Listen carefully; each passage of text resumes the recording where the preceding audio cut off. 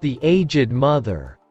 Long, long ago there lived at the foot of the mountain a poor farmer and his aged, widowed mother.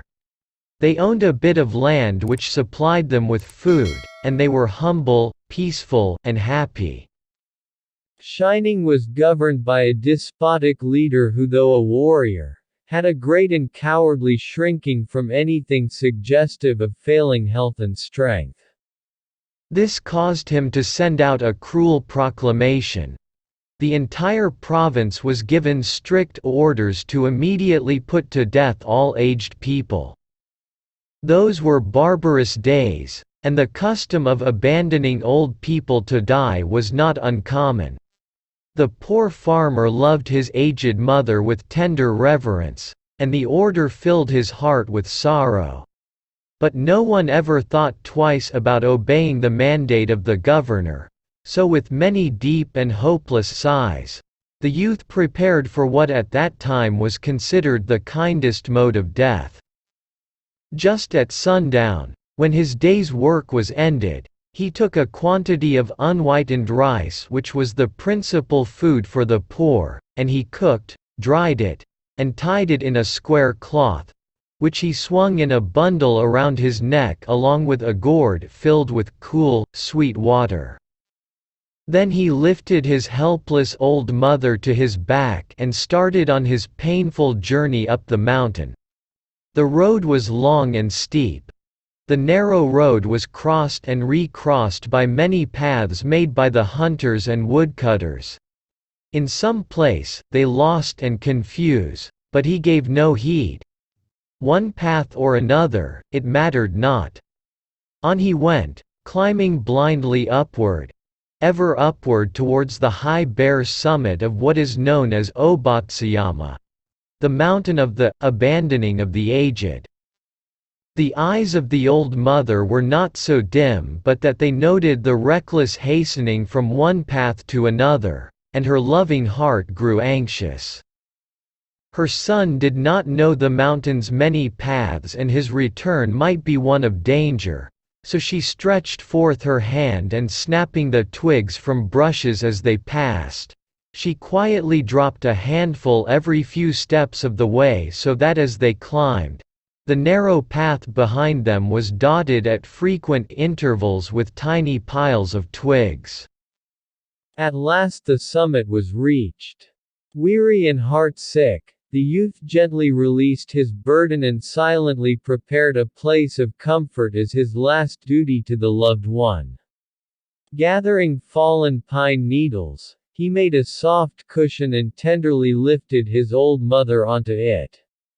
Hugh wrapped her padded coat more closely about the stooping shoulders and with tearful eyes and an aching heart he said farewell. The trembling mother's voice was full of unselfish love as she gave her last injunction. "Let not thine eyes be blinded, my son," she said. "The mountain road is full of dangers. Look carefully and follow the path which holds the piles of twigs. They will guide you to the familiar path farther down." The son's surprised eyes looked back over the path, then at the poor old, shriveled hands all scratched and soiled by their work of love. His heart broke within and bowing to the ground, he cried aloud, "Oh, honorable mother, your kindness breaks my heart. I will not leave you. Together we will follow the path of twigs, and together we will die." Once more he shouldered his burden, how light it seemed now, and hastened down the path, through the shadows and the moonlight, to the little hut in the valley. Beneath the kitchen floor was a walled closet for food, which was covered and hidden from view. There the son hid his mother, supplying her with everything she needed, continually watching and fearing she would be discovered. Time passed, and he was beginning to feel safe when again the governor sent forth heralds bearing an unreasonable order, seemingly as a boast of his power. His demand was that his subjects should present him with a rope of ashes. The entire province trembled with dread. The order must be obeyed, yet who in all Shining could make a rope of ashes? One night, in great distress, the son whispered the news to his hidden mother. "Wait," she said. "I will think. I will think." On the second day she told him what to do. "Make rope of twisted straw," she said. "Then stretch it upon a row of flat stones and burn it on a windless night."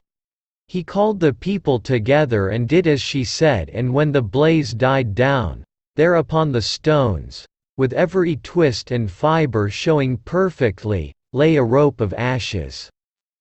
The governor was pleased at the wit of the youth and praised greatly, but he demanded to know where he had obtained his wisdom. "Alas! Alas!" cried the farmer, "the truth must be told." And with deep bows he related his story. The governor listened and then meditated in silence. Finally he lifted his head. "Shining needs more than strength of youth," he said gravely. "Ah, that I should have forgotten the well-known saying, 'With the crown of snow, there cometh wisdom.' That very hour the cruel law was abolished, and custom drifted into as far a past that only legends remain."